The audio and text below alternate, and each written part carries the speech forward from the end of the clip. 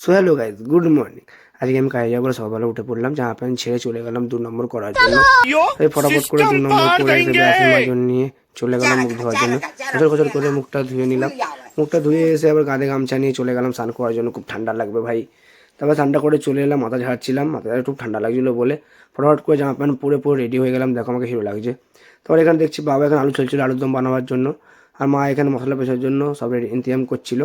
তার টাইম ছিল বলে চলে গেলাম বাইরে দিয়ে ঘোরার জন্য। এদিক ওদিক ঘুরে একটু রোদ পুয়ে চলে এলাম আমার বাড়ির দিকে। বাড়িতে এসে দেখছি বাবা এখানে আলুর দম কষাচ্ছে, এখনও রান্না হয়নি। তারপর দেখি এখানে মা বসে চা আর বিস্কুট খাচ্ছিল। আমি এখানে তাদের রান্না হয়ে গেল, দেরি হয়ে গেল বলে তো আমি আর খাইনি। ব্যাগে টিফিনটা গুছিয়ে ফটাফট করে কাঁধে ব্যাগটা নিয়ে সোয়েটারটা পরে বেরিয়ে গেলাম কাজের জন্য। আমার R15টাকে নিলাম, নিয়ে রাস্তায় বের করলাম। রাস্তায় বের করে আর R15-এর উপরে বসে পড়লাম। আস্তে আস্তে চলে গেলাম কাজের দিকে। কাজে যেতে যেতে একটুখানি পরোটা কিনে নিলাম, কারণ আমি ওখানে খেয়ে আসি বলে।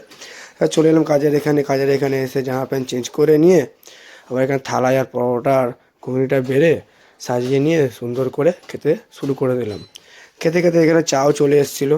চাটা নিয়ে ভাগ করে সুমুক মেরে খেয়ে নিলাম। আমাকে দেখে এখানে কুকুরটা চলে এসেছিলো, আমি রোজ পড়ছিলাম, কাজ একটু পড়াবে বলে একে আদর করে আমি আবার কাজের দিকে চলে এলাম। তো ভিডিওটা এই পর্যন্ত রইলো। ভিডিওটা ভালো লাগে তাহলে লাইক কমেন্ট শেয়ার সব কিছু